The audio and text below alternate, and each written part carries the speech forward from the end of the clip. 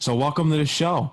Sports and Hip Hop with Appreciate DJ you, Mad man. Max, WSJU Radio, St. John's University, Mad Max Radio. How are you doing tonight, Reginald Man, I'm Ballard? good, man. I'm good, man. You know, y'all supposed to have some Serb sandwiches for So how about we start from the beginning? yeah. What was it like growing up in Texas?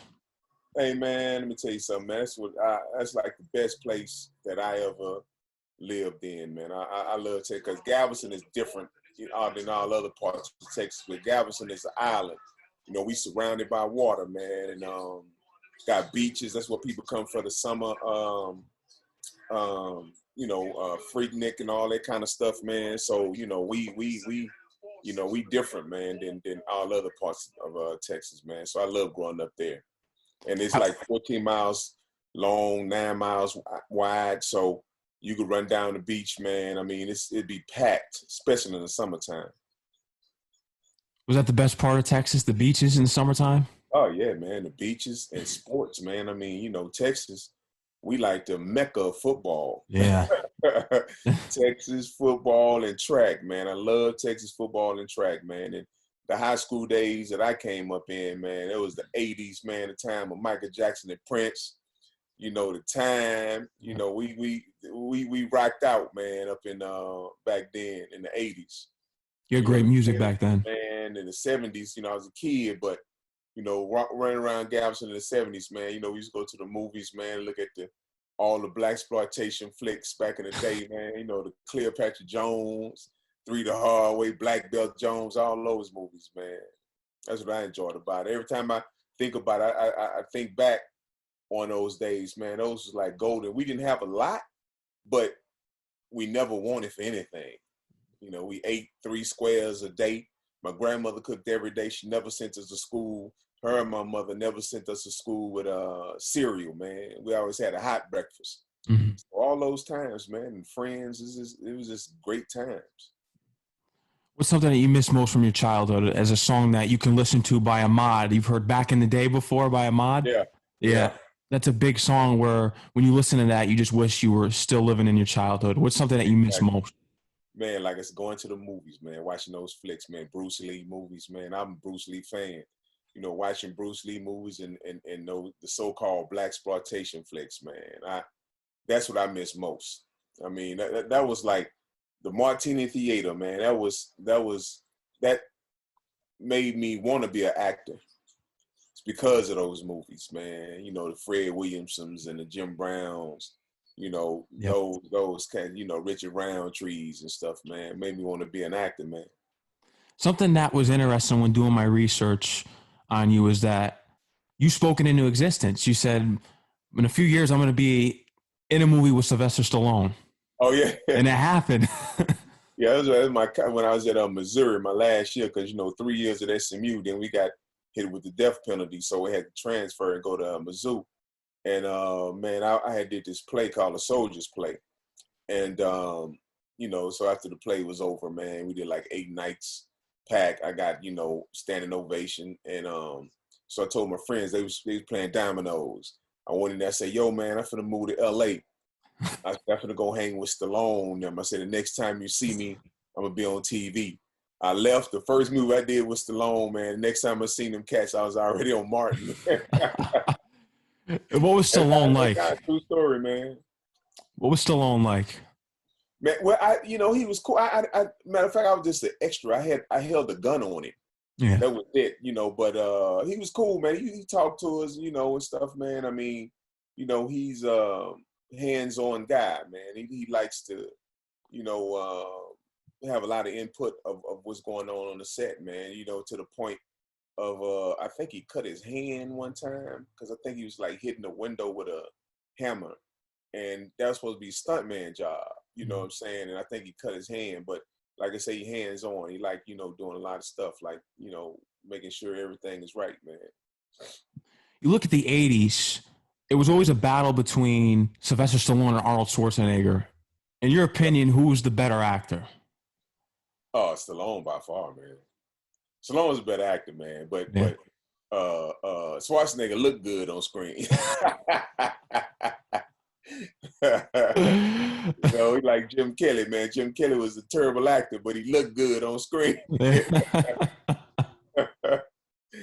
you know, Mr. Hand, man, you come right out of the comic book. And he boy say, yeah, hasta la vista, baby. T2. Yeah, man.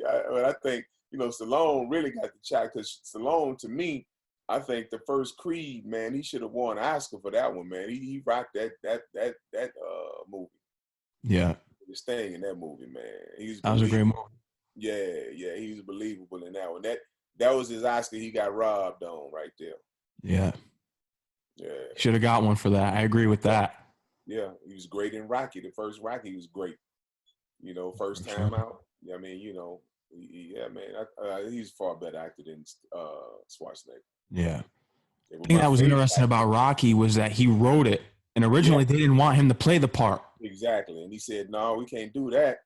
And that's the smartest move I think a dude ever made in Hollywood, man. You know, turn the money down and say, "No," you know, was willing to walk away from that, man. And if they would have had their way, it probably wouldn't have been a Stallone now. You know what I mean? Yeah.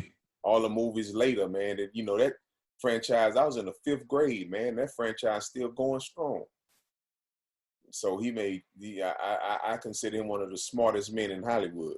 Yeah, he is. Yes, sir. Yes, sir. Can't forget the Rambos my either. Favorite actor, though, man. My favorite actor is Robert De Niro, man. I love De Niro, bro. What's your favorite De Niro flick? Taxi Driver, man. Taxi Driver, that dude, man. I encourage every actor to watch Taxi Driver once a week. If you want to learn how to act, man, just watch Taxi Driver and Robert De Niro, man. He played almost 3 characters without you even knowing it. Yep. Cold-blooded, man. Dude was nice with it. So Eddie Murphy, too. The barbershop scene, Coming to America, Nutty Professor. Yeah.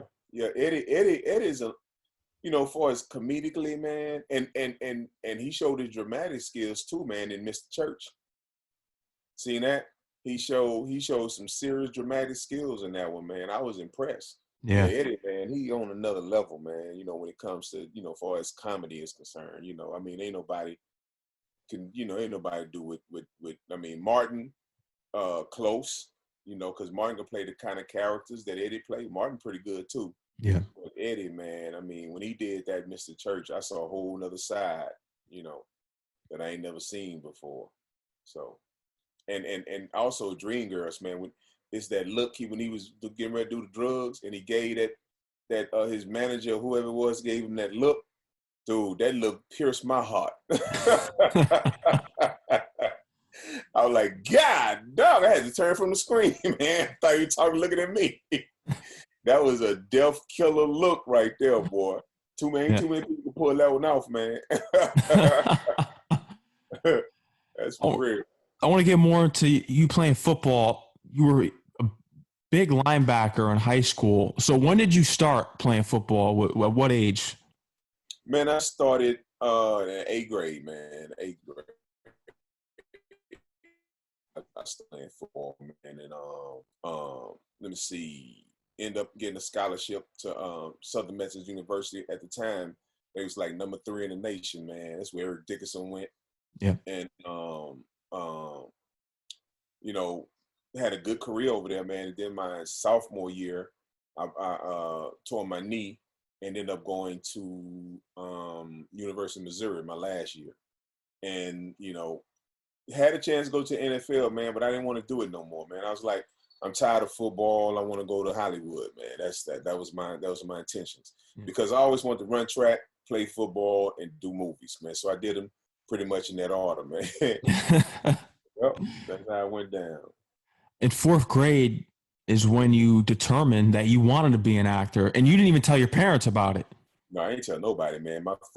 When I seen Return of the Dragon, Way of the Dragon with Bruce Lee, that was the first time I knew what I wanted to do with my life, man. I always wanted to do kung fu movies, but you know, I wanted to be in the movies.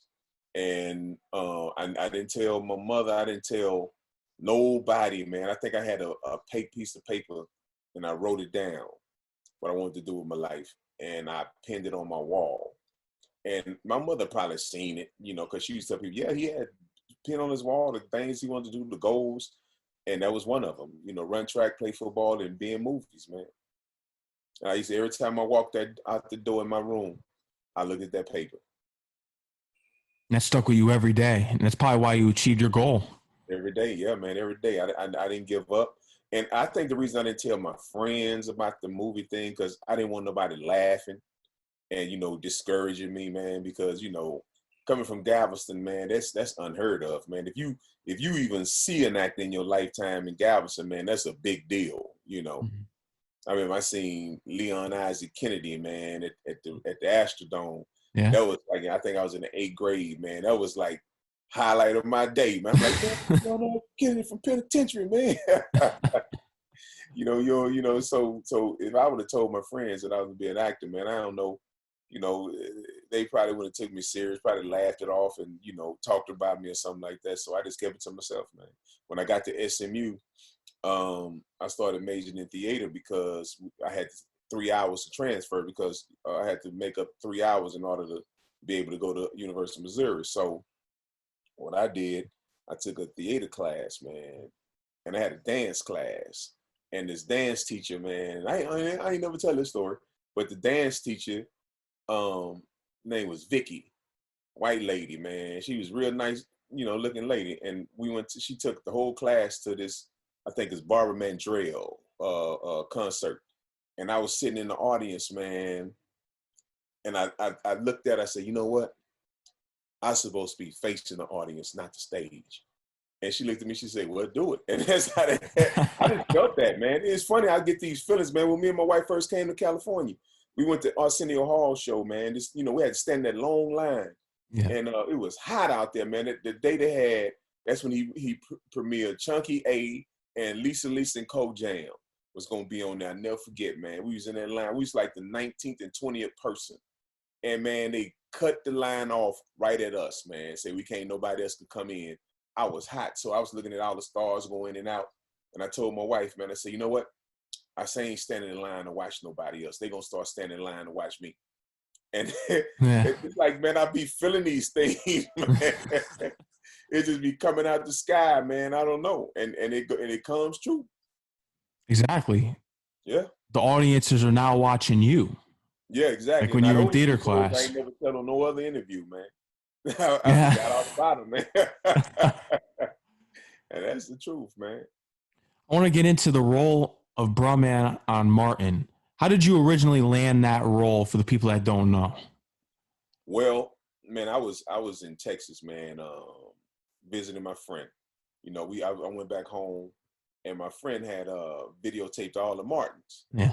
And man, we was on the floor. I was on the floor dying on Dragonfly Jones. That's my favorite character, man. We do that Dragonfly Jones. Yeah. I knew a dude like that, you know. And man, I'm on the floor dying, man. I'm talking about literally on the floor. And so I came back to California like a week later, and my agent called me and said they want to see you audition for Martin. I said, cool, man, cool. So I went in, and Eileen Knight was the casting director, man, and I hit it. And she was like, well, can you do something different? And I said, okay. Then I just went into the bag of tricks, man, you know, Texas style. You know, I mean, that's how we do in Texas. Texas, we kind of laid back. We like, yo, man, if it don't get done today, it get done tomorrow. So we kind of drag our stuff out, man. So I put a little of that flavor in it. And then she said, okay, that's good. Let's go. So she took me over to Martin and the producers, me and this other guy, man. We was both auditioning for the part. And then they had this other chick and these two girls, man. And we all four went over there. And I, you know, did in front of Martin. They had their little hat tilt to the side and looking all hard, you know. I hit them, man. I did the fifth flow. When I did that, man, they was crying, man, because they wasn't in the script, you know what I'm saying? Yeah. And, man, they were crying, laughing, man. And I got the part on the spot, man. They ain't even, usually, you know, you leave and they'll call your agent and tell your agent. They hired me right there on the spot, man.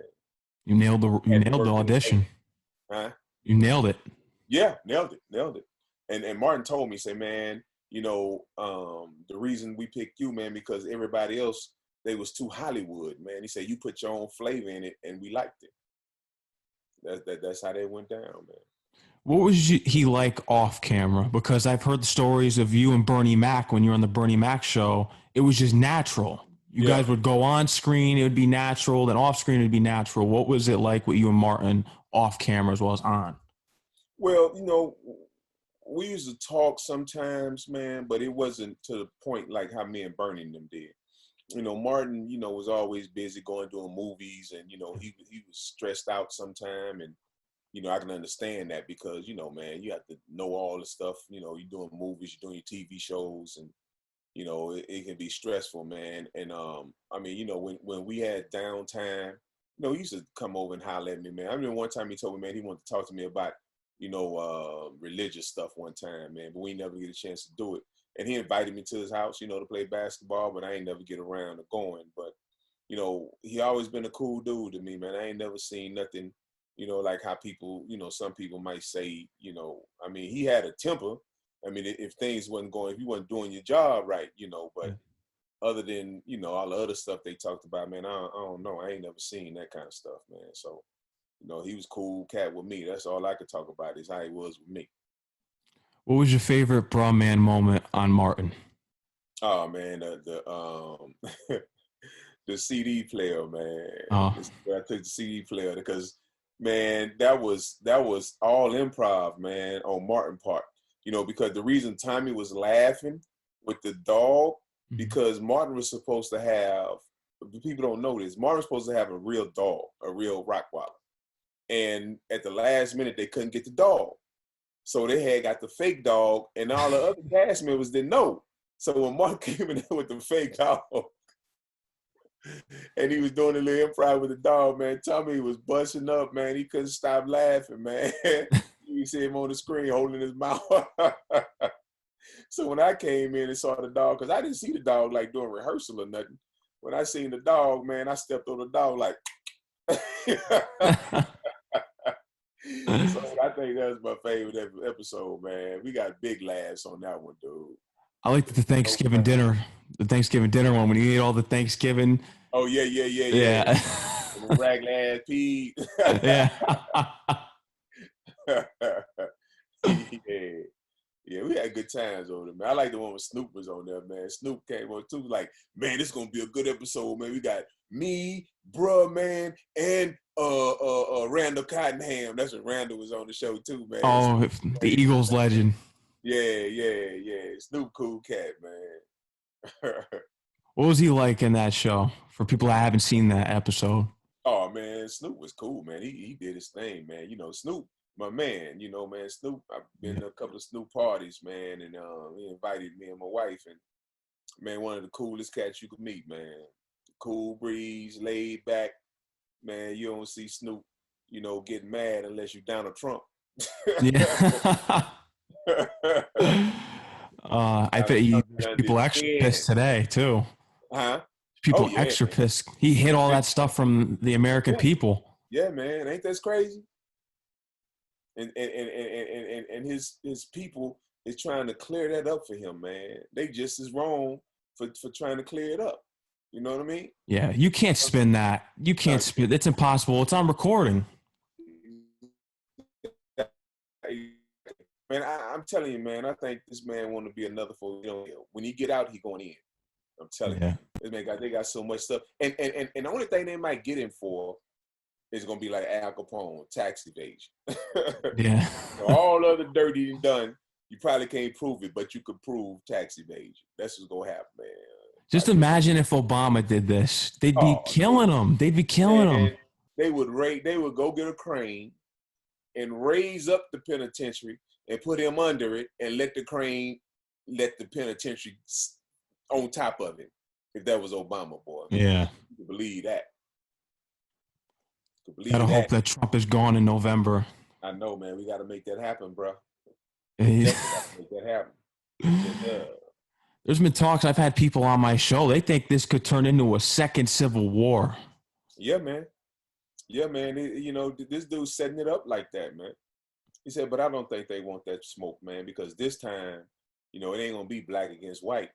It's gonna be the righteous against the wrong, because they're gonna have black, white, Mexican, everybody, on one side against nothing but white races on the other. Yeah. They can't win, dude. No. They didn't win the first one. No, and they're salty they about it too. on the second one. They're still salty about that first one. Exactly. And they way outnumbered on the second one. So ain't nothing happening. And then the military against him, the troops against him. So who you gonna have to protect him? No, ain't nobody gonna be protecting that dude, man. Talking about if he lose, he might not leave. Man, Nancy Pelosi said, well, if you don't leave, we'll fumigate you out. Yeah, you got to get him out somehow. Yeah, we'll fumigate you out, bro. I can't understand, especially with the story breaking last week with what he said about the people who died during service being losers and suckers. You're still going to have veterans voting for him in November, which is crazy. Ain't that crazy? And they know he said it because what he said about John McCain. And that's his language. That's how he talk. He's not that intelligent for his speaking, so that's the kind of stuff he do, talking about like when they had a video up of this Obama talking about capturing Osama bin Laden versus Trump catching Baghdadi. You ever seen that side by side? So yeah. He was like, yeah. He say, and he was shot. Yeah. And he died like a dog. A very nice dog. Yeah. A beautiful dog. This dude is crazy, man. He have no sense of integrity, man. It's like this dude don't understand a lie from the truth. He lie as much as he do and as often as he do and in front of as many people as he does, something wrong with you, man. And I'm obviously, they get it's to the point where they lie and they know that it's on tape. That hold up, the lie that you take, like what's her name? The little his press secretary, the little white girl.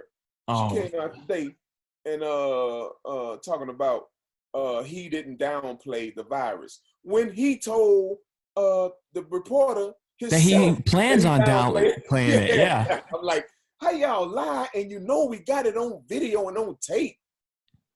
Ain't that crazy, man? It's a bad lawyer. But his supporters believe that, man. They don't know. They Mississippi backwater. They don't know, man. So, and his vocabulary and his manner fits them to a T. So that's why they can identify with him more than anybody else. They believe that propaganda machine, Fox News. Yes, sir. That's what it is. I turned that on one time just to see what it's like. They act like, oh, we're coming in, we're taking the guns, we're invading. Taking the gun. I don't understand why they're hyping everyone like there's this suburbs. Yeah. They would invade the suburbs. He told Kamala Harris today talking about he don't mind a woman being president, but if she is the president, it's going to be bad for America. I mean, what a woman? She's a woman, man. What you trying to say? A black woman? He throw that red meat out to his people, man, and they eat it up. So, I talk about him, man. I be wanting to throw up, though, man. Yeah. I don't even like hearing him talk, dude. Yeah, he's just a disgrace to what America should be. Freedom for everyone. Exactly. He can set us back all the way to the 60s, man. I'm wondering how we're even going to get out of it. Yeah, well, I tell you what, man, there's more people, like I say, it's a mixed race of people now that's against all that junk, man. It ain't just black people fighting no more, Yeah. It's everybody, man. I was driving down the street, man. I seen Asian people, by themselves holding up Black Lives Matter signs, seeing white people holding up signs. And a lot of times, man, ain't even no black people around them. So this movement is bigger than him, man, and he knows it. Yep. So that's why he's trying to get as many people to divide against it as he can. Yeah. But it ain't gonna work, bro. No. Because I think if he get back in there, man, something bad might happen. What do you think? What's on your mind? What do you think? With him in this country, something bad might happen, man. I mean, I don't want to see nobody get hurt, but I Yeah. think, if he get back in there, dude, it's gonna be some chaos. Really. Yeah. So the best thing for him is to go on here and take that L, go to jail, do his time, and disappear into the sunset. Yeah. Take his fake $1 billion that he never had. Yeah. I Gone. don't think he really had that much money And in when fronting. you go bankrupt 6 times, how you a billionaire, man? Yeah. You know what I'm saying? How you a billionaire? You go now, a millionaire, go bankrupt one time, he ain't got no $1 million no more. Nope. But if you a billionaire and you go bankrupt 6 times, they finna repossess your slot machines at your casinos in Jersey and Atlantic City, and you cover them up and put them in a corner and tell the people that they was hot and they was giving out too much money. That's what did, man. Lying. Yep. Lying to the people because they was finna come repossess his junk. That's how it go, bro. He couldn't even run a football league. Couldn't run a football league, couldn't run an airline, fake university. How you get away with all that, man? I tell you what, I give him credit because he has to be the greatest con man, the greatest fraud that this world has ever seen. He done conned his way all the way to the White House, man. Now, parents can't use that excuse that you have to be smart to be president no more. They can't say you that. can't. No. And then Kanye's wants to get on the ballot. Exactly, man. You know what that's about, right? They paid him off to take black votes. Yep. And I hope we ain't that stupid to do that, bro. I would never vote for Kanye. That's ridiculous. Me either, man. This man don't know nothing about anything. Imagine Kanye in there running with the codes, man. And he mentally unstable. He'll be blowing us up. I don't even think they gave Trump the code. I think they probably gave him a fake code. Yeah, I wouldn't be surprised.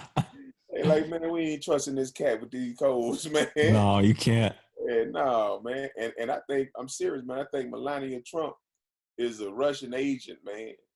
I think she's a Russian agent keeping an eye on Trump to make sure that he don't cross the line, keeping him in check. I haven't heard that before, but that's you're onto something. That's what I believe. She's not dumb as she try to pretend to be. She understand what's going on. She wear her little dictator outfit at the RNC. She knows she's doing, man. Putin put her up in there. Okay, look, I want you to keep eye on this dude. I want to wreck this country, and you make sure it happens. Yeah. And so Trump, and he probably got a whole lot of videotapes on this dude getting peed on and stuff. I've heard about that. See it, man. Yeah. And Putin be saying, "Hey, man, if I don't get this, man, the tape is coming out." Yeah. I say that every time I see Putin on television. I say, "That's our president." That's it. That's who running things over here, man. Yeah. It's great. Man, Putin dares him to say anything bad about it. He dares. Yeah. And Trump never confronted. When they said that he was paying the Taliban to kill our soldiers, he ain't do nothing. Nope. So I don't either. I want to get back to, Snoop Dogg and other rappers that you have come across within your career and that you were close with. Tupac, you met him the week before he passed. Yeah, man. I wouldn't say like we met, but I was coming out the comedy store, man, and he was standing in the middle of the doors. I was the first one out because I was leaving early, and he was standing in front of the middle of the door, man, like almost blocking the doorway, man. I said, "What's up, man?" He said, "Oh, man, what's happening, man?" And we like dapped up, and that was it. And a week later, man, boom, just like Nipsey, man. Me and Nipsey did a movie together back in the day, and cool cat. And man, I was at the airport, man, at Starbucks, man. I was getting something to drink, and he was on his phone, and he came over there with the phone. He's like, "Yo, man," they gave me the pound, man. I said, "What's up, boy?" And it was cool, man. Then right after that, man, it's crazy. I can't believe he was just gunned down in his own place. His own place. Spot, man. His own spot. Right over there by Woody's, man. Yeah. Yeah, we was over there day before yesterday, man. We passed by there. We seen people taking pictures in front of his mural on Slauson. Mm. Yeah, yeah. That was jacked up, man. But yeah, Nip was a cool cat, man. You know, when I first met him, man, I said, man, this dude like Snoop Dogg, man. They the Yeah. same size. You know, they kind of carry themselves, you know, almost similar. Yeah, I forgot the name of the movie. To this day, I can't think of the name of that movie that we did together, Mm. man. Dang. I don't know. But we did one together. I worked with him. Would you say that Nipsey Hussle had a bigger impact than Tupac Shakur? I've had discussions with people that said that Nipsey passing was bigger when Tupac passed. It's bigger. Yeah, you know why, man? Because Nip, man, Tupac was conscious. You know, he was conscious of what was going on. You know, Nip was conscious of what was going on, but he was doing something about it. You know, he was, buying up businesses, man. They're gonna start employing thousands of people, you know, buying up a whole block, Yeah. you know, and trying to make change that way, you know. So I think that's why it was more big deal, because, you know, Black people started saying, you know what, man, this man was trying to empower Black people, not only with his words, but with his actions. And they cut him down, you know. I mean, it seemed like that's how it happened when Black leaders, man, child Black leaders, you know, either you put them in dresses in the movies or you kill them. Yeah. That's how it go, man. You put them in moving dresses and you kill them. Meaningless dresses, you know, don't really have no meaning behind it. Not to say if somebody wear a dress and it's a meaning behind it, you know, but just to get a laugh, you know. That's what happened. That's what happened in the Black community, man. They you can't cuss on this show, huh? You could go ahead and they could take it out of my tuition. I do too much up at this university. I call it the pussification of the Black man. You know what I'm saying? The pussification of the Black man, man. That's what's going on, man. So, yeah. Tupac Shakur was supposed to be in a movie that you were in, which was Menace to Society. One of the greatest movies of all time, in my opinion. Underrated. Yeah. I like it better than Juice. Yeah. Oh, it's much better than Juice. Yeah. Yeah. Him and the Hughes brothers got into a little situation, but I wasn't on the set long enough to see that, you know. But I had heard about it. Matter of fact, I'm really just finding out about it maybe 2-3 years ago. You know, because when I went to audition, man, I auditioned for O-Dog at first. Yeah. And, you know, I rocked it, man. And the Hughes brothers like, dang, man, but I was too old looking, you know. So they had to give me something. They gave me that part that I did in the beginning, man, which was cool, because I didn't know it was gonna be such a big hit. You know what I mean? I didn't know, man. I was just working, man, trying to get paid, dog. I was knowing the game. I was trying to get my money, get my weight up, dog. Yeah. Yes, sir. But it worked out, man. It was cool. I love that movie, man. Yeah. It's a great movie. Yeah. What did you think of Tupac Shakur as a rapper? I mean, as an actor? Oh, man, Pac was nice, man. I mean, he was doing him. You know, sometimes the hardest thing to do is yourself.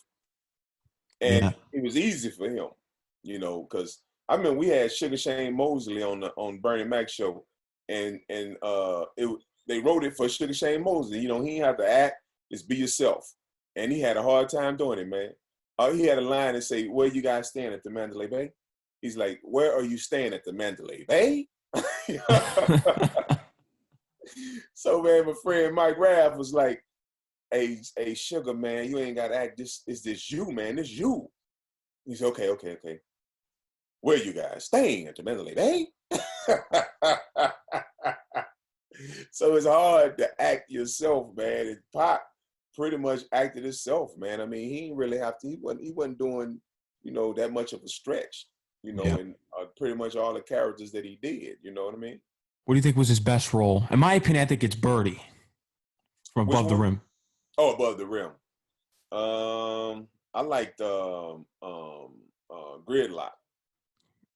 In Gridlock when he was, you know, drug head. Yeah. You know, that was pretty cool, man. I I was shocked. Matter of fact, I just seen the movie about a year ago, man. And it came out back in the 90s. And I just seen it. I thought he did a pretty good job in that flick though. Yeah.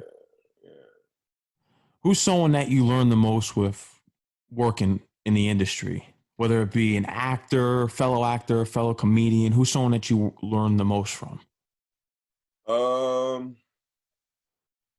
I would say, be honest with you, man, Billy Dee Williams. You Lando know, Calrissian. I did an episode of Different World with him. And I sat back, man, and just watched his mannerism, the way he carried himself and the way, you know, he went about it. And I learned a lot from that, man, just watching him, man. I mean, that helped the bruh man character become what it was, I think. You know, so I say Billy Dee Williams. What's your favorite Billy Dee Williams role of movie? Man, Bingo Long, Traveling All Stars, man. Yeah. And Motor Kings. That's there, man. That was my favorite Billy Dee, man. Bingo Long, Traveling All, and I also liked him in Brian's Song. Yeah. And man, this thing, I seen Brian's Song when I was a little kid, man. And I ended up working with both of those actors. I worked with James Caan in this show called Vegas. And I worked with Billy Dee Williams in Different World, man. I was a little kid, worked with both of them cats, man.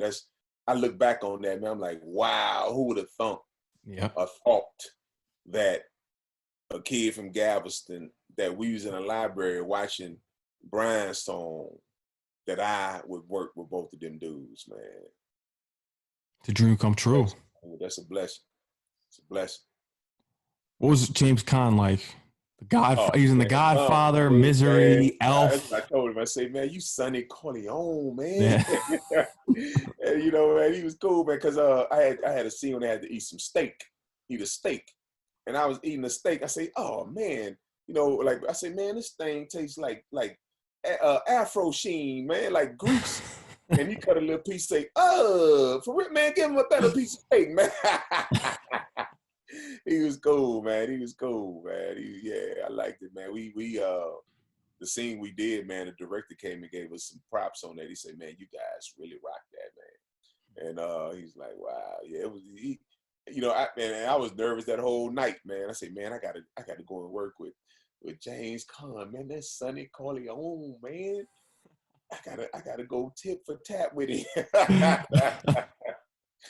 And it worked, man. It did. Man, I've been blessed, man, for real. For a reason. Yes, sir, man. If I don't do another thing ever again in life, man, Barry White, who happened to be from Galveston, Texas, my man, Barry White said that if you get one hit record, he said, man, you did enough in a lifetime, enough for a whole person lifetime, man. One hit record. You know, so to me, it's like, man, I work with so many people, man. I mean, you know, like I say, James Caan, Nancy Walker, Cleavon Little, Frankie Faison. Man, I work with so many, dude. Yeah. And, you know, Martin, Bernie. Oh, man, and it's just amazing to me, man. I mean, I was able to do a good job for them. You know, I work with Richard Roundtree, who is another one of my favorite heroes from the 70s. I worked with Fred Williamson. Well, we did a golf tournament together, but I hung out with him, you know. Hung out with him, man. He took me to his room and signed a whole lot of pictures for me, man, because I told him I was a big fan, and my ringtone was Black Caesar. Movie then. That's my ringtone. And he couldn't believe it, man. He said, wow. He said, come on, man. He took me to his room. He signed about 7 headshots for me, man. It was real dope, man. It was dope. That's dope. So, man, I worked and met a lot of people, man. You know, so I remember, like, talking about Schwarzenegger, I remember, man, being on Warner Brothers lot, and I was going to the commissary, man, and he was out playing with his little kid, man, in front of, he had his 18-wheeler bed, the back part of the 18-wheeler full of weights, man. You know, that's where it's the weight room. And he was out there, you know, swinging his kid around, man. I passed by him. He said, "How's it going?" I said, "Hey, man, how you doing?" I should have stopped and talked to him, though. Because he looked like he wanted to talk, man. Yeah. I just kept on walking, though. I'm like, man, that's the Terminator, man.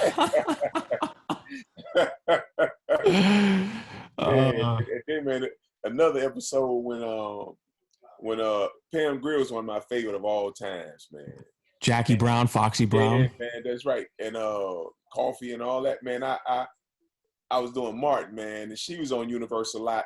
She was on another stage, but dressing room was like right where our dressing rooms be.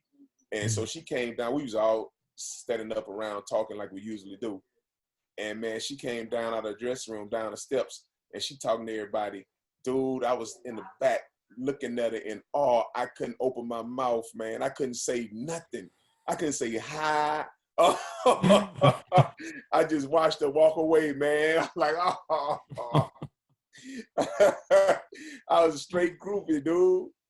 Straight. That's how I did. That's Richard crazy. Brown, man. When I worked with him on a show called Family Reunion, Nickelodeon show, I think. And man, I was like, I wore my Shaft shirt to the set, dude. I say, man, I'm a fan, man. I was in awe. It's funny because the dude told me, one of the writers, he say, man, it was so funny because the extra was waiting for you to give your autograph to him, and you was waiting for Richard Roundtree to get an autograph. I was waiting for Richard to give me an autograph, and the dude waiting for me to give it. Man, that's just crazy, man. It's crazy. He signed a script for me, man. Richard Brown. Then we left. I left. I went to my car, got in my car, and I had let the top down. And he walked by me and said, "You peeling the back, huh?" I said, "Yeah." So I got in the car, man. I started riding. And he was following me down the street, man. I was like, oh, man, Richard Roundtree following me. So I was like nervous, man. I've been driving. And then when I turned off, he blew at me. Pump, pump. I like, man, Richard blew at me, dog. Shaft. Yeah. Shaft, man. I call my mama, man. It's crazy because all these people, man, that I've been fans of, man, you know, and I was with at the Dale in Philadelphia, man. And I was doing a show with the Commodores, and I was walking down the hall, and one of the Commodores saw me. He said, "Yo, bro, man, come here, man." He said, "Get out, come follow me." He took me to the dressing room where all other ones were, man. He's like, "Yo, man, look what I found." They like, "Bro, man, what's up?" I say, "Dude, y'all be, man, my mother right now would be so shocked if she knew I was in here talking to the Commodores. Man. Let's sign a picture for her, man." It's amazing, dude. It's amazing. That is. You know, I went to see Lawrence Fishburne and Angela Bassett in Fences at the Pasadena Playhouse, man. And Kadeem Hardison had got me his ticket because, you know, I know Kadeem. So I went backstage and hollered at Kadeem. And, man, Lawrence Fishburne, man, whispered in my ear. He said, "Man, I used to love when you come through that window, man. And, you know, that junk trips me out, man. It's like, man, I remember that dude from Cornbread Earl and Me, man. When I was a kid, man. And he come up to me telling me, man, he loved when I came through the window, man. That means something to me, man. I don't take none of that for granted, man. None of that for granted. Never mind getting called bro, man. Never. No, I don't care, man. It's cool, man. It's not like Urkel, you know. Yeah. You know, bruh, man, it's cool. That's what we said in the 70s. Yo, bruh, man. Yeah. Bruh, man. You know what I mean? So that's cool with me, man. I don't get upset like they say Jimmy Walker do. They say you call Jimmy Walker JJ, man, he ready to pull a cannon out on you, man. And so to me, it's okay, man. I'm okay with it.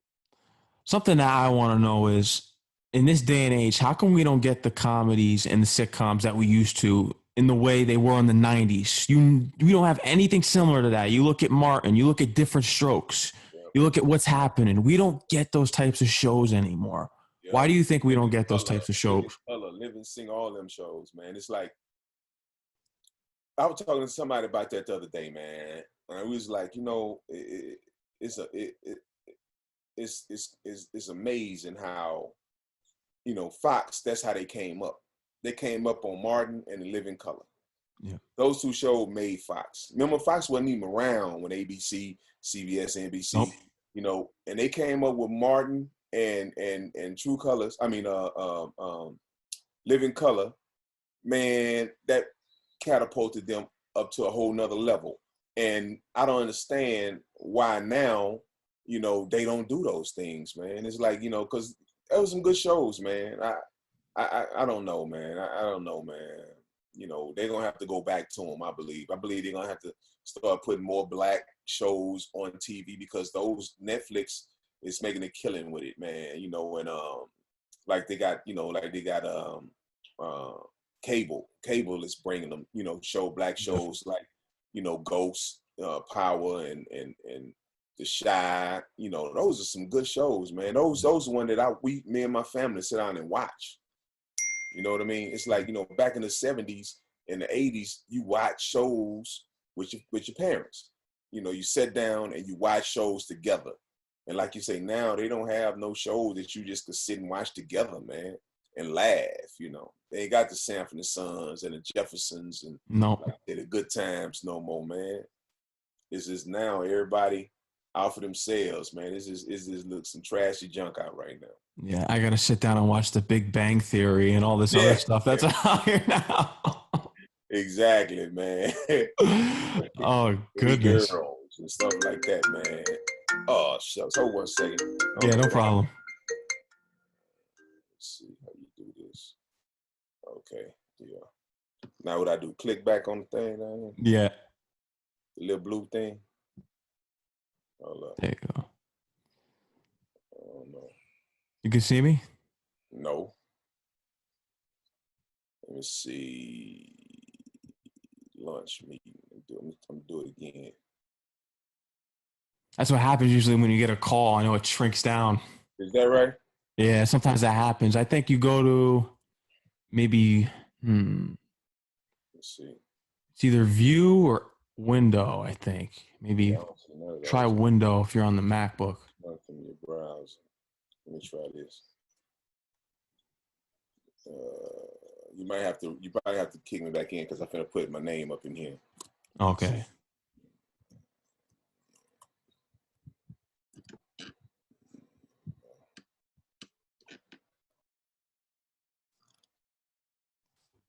You can see me now?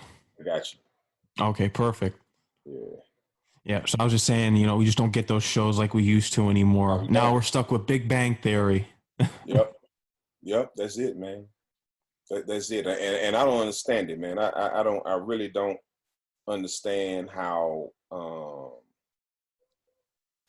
they are not able to act like they don't know, you know, what's really going on.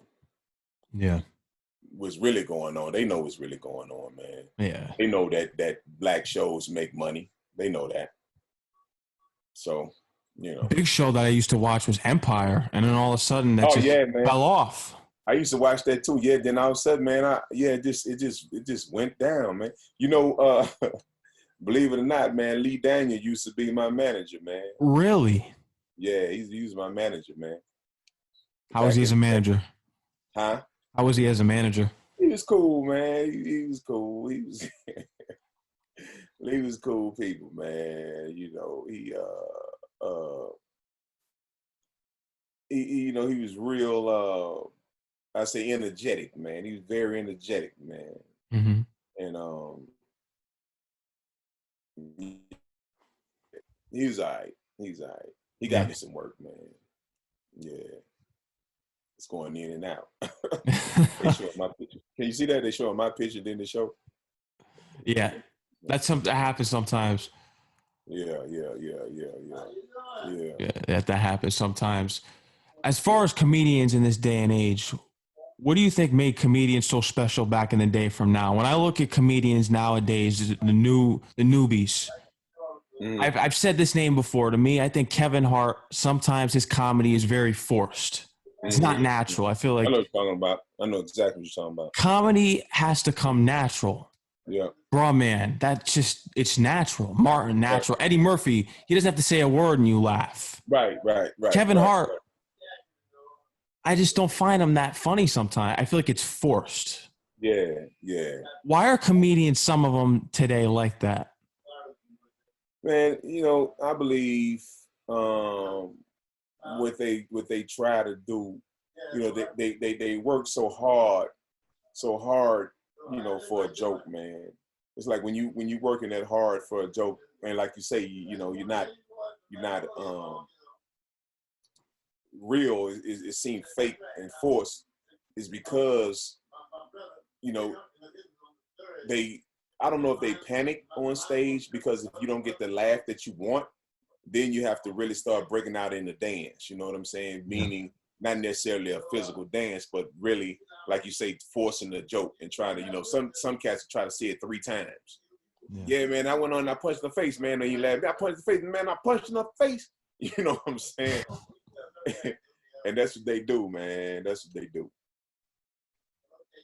Just want to see comedians be the way they were in the 90s and before that. I know, man. Me too. That would be nice. That would be nice, Yeah, man. it would be. Like Eddie and all them cats, man. You know what Yeah. I'm saying? Eddie, Yeah. Richard. Yeah. Now I'm gonna tell you who unfortunate to me, man, and it's funny, man. I like Cat for some reason. I like Cat Williams. Cat Williams is good. Yep. That was funny, man. He his character and him. I mean, he's quick too, man. He quicker than most comedians, man. Yeah. I mean, he can just, he's funny. But I'm gonna tell you some cats that's funny that you never heard of, man. Like Chris Thomas. Chris Thomas is hilarious, man. He's funny. James Talent Harris out of New York. He's funny. Freddie Ricks, funny dudes, man. Funny dudes, man. But they not household names. You know what I mean? Yeah. But they funny, man. If you ever come across Talent, Freddie Ricks, Chris Thomas, man, you'll be in for a surprise. Yeah. Chris Rock to me is one of the greatest too. Yeah, Chris Rock funny. Oh, I forgot Dave Chappelle, man. Yeah. Chappelle. Yeah. Chappelle clever, man. He told Trump supporters, man, he's not trying to fight for you. He fight for people like me, rich. Yeah. He wouldn't be wrong. Exactly. That's what I'm saying. Exactly. So I like Dave, man. Dave is good. I think Dave might be on top of the game right now. Yeah. Especially with Netflix too. Yeah, he on top of the game, man. He on top of the game. He the man. You were working on something for Netflix, is that right? No, not. But right now we talking to Netflix for a project we getting ready to do. Mm-hmm. So I don't know. We'll see. I have an interesting question. Since you played football in high school and when you were younger, did you ever think about auditioning for a sports movie? When I came out here, they was already doing the program. And I don't know if I was out here early enough to do it because I didn't go, but I did a sports commercial before, but I never did a sports movie. But the one you talking about I did on Netflix, that was Family Reunion. That's the one with Richard Roundtree. Yep. Yeah. See, I be forgetting them, man. I'm glad you did your homework, man. Yeah, I have to. I can't just come in there blindsided. I know, right? Exactly. There's some people that do interviews and they just go in and they don't even do research. You got to do the research. They just go at it. I know. But yeah, man, that's the one it was. I don't know how I forget that because that's the one with Richard Roundtree. I don't know. I be thinking that was Nickelodeon, but no, that was Netflix. Yep. Yeah. I think that's how the older comedians are going to have to do things is take over Netflix. You see it happening. Yeah. Oh, yeah. That's what's going on, man. And Netflix making a killing. You know, they winning all awards. You know what I mean? And they putting on the stuff that they used to do, that the networks used to do back in the day. And the networks can't figure it out. They can't figure it out, man. They just, think that they could just keep continuing to go on with, this trash that they putting on right now, man. It's like everything white and everything corny. Yeah. It's like, you know, and it's predictable. You know what they're gonna say before they even say it. You know, I be sitting here sometimes saying they're gonna say blah blah blah blah blah blah. And then you know the plot, you know what's gonna happen at the end. It's like, man, it's been done so many times, dude. But that's Hollywood, that's their thing. Hopefully it changes. Yeah, I hope so. I hope so. I want to get into some music talk with you. I know you're a big jazz guy. Yeah, man. Yeah, Who's your man. favorite jazz artist? John Coltrane. Mm. Followed by Miles Davis. Kind of Blue. Yeah, man. Rebirths of the Cool. I just bought a new album too.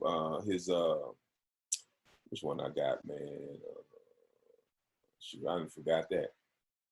But I love, you know, my son is a jazz pianist, man. Really? Yeah, he played different clubs around town and stuff, man, and pretty good, man. He pretty good, you know, and he know way more about jazz than I do. You know, I taught him about jazz, and he done took it over now, man. You ask him, man, who was the best out of Coltrane and Charlie Parker? He said, well, you know, when Coltrane heard Parker play the alto, he said he threw his away. I say, well, Parker was better. Well, Parker never picked up a tenor. You know? Yeah, the boy pretty clever, man. He say, man, I mean, when he's 15, he 30, 28, 29 now. Mm-hmm. When he's 15, man, we was riding down the street. He say, Pop, man, you know what jazz is? I say, what?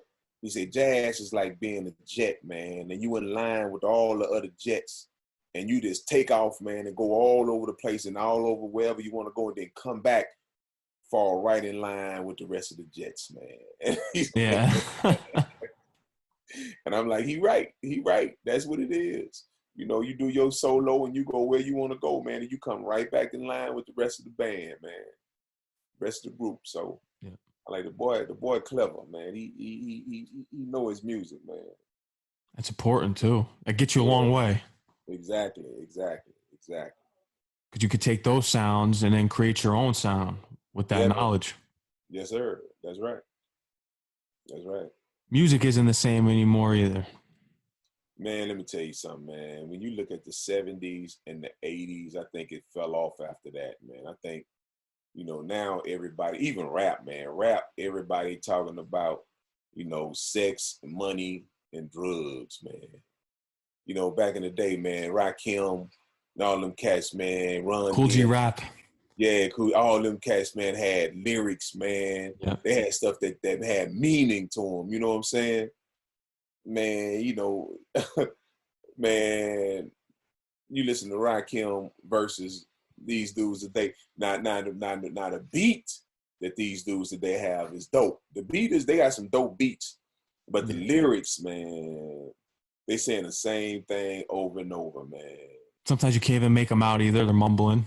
Can't even make it out, man. Yeah. And something to say, and something to say, and having this having to do, and having to have so. That's exactly how it is. What do you say, man? I just turn the beat up, man. I like the beat, man. The beat is nice. But I don't even listen to the words, man. Like Kendrick got some good stuff. Kendrick Lamar got some good stuff. Yep. J. Cole, he nice with it. Yep. A lot of these other, man, I don't know what they're doing. All that, everything changed, man. Even doggone the food, man, like cookies back in the day. Famous Amos cookies don't taste like they used to taste. Yeah. You know, oatmeal cream pies don't taste like they used to taste, man. Everything's changed. Yeah, man, they putting oils and stuff in the junk. Now it's not all natural food no more, man. No. You know, so they getting us sick, man. They making us sick. You know, money is in the drugs, man, not the cure. Yeah. They have the cure. They're just, it's easier. Why give you the cure, man? Then they can't get this. This is like an exterminator.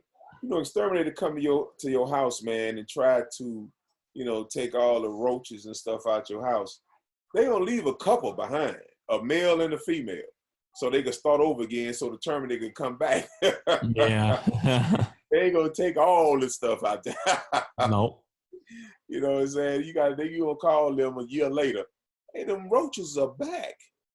You know, just come back and help me out. You know, they gonna do the same thing. I seen a movie one time like that, man. This dude was in the basement of the school, and he breeded the rats. But he was the man that was responsible for getting the rats out the school. And the man say, "What you doing?" He say, "Well, if I remove all of the rats, then I won't have a job." He say, "So I got to keep some." Yeah. I got to keep some. So that's what he did, man. That's what he did. Reginald, is there anything else you would like to tell my audience here tonight? Man, Anything else you have to promote? Any upcoming work that you have? Man, I told you more than I think I told you more than any other. Way more than Vlad. And so I'm like, wow. Sometimes I be remembering stuff. Man, I done forgot so much of it, man. I don't know. It just came out tonight, though. So I think you got a whole lot, bro. I appreciate it. Everyone up at St. John's University appreciates it. It's all good, man. Thank you very much, man, for being interested, man. I really appreciate that, bro. No doubt. You got to come back on again once you have some upcoming work that you want to promote and you're ready to drop it. You got to come back after all this stuff pass over, man. I definitely will, man. No doubt. Yeah. All right, Reginald. Take care and stay safe, all right? Thank you, brother. Appreciate you, man. No doubt. All right, one. Yeah.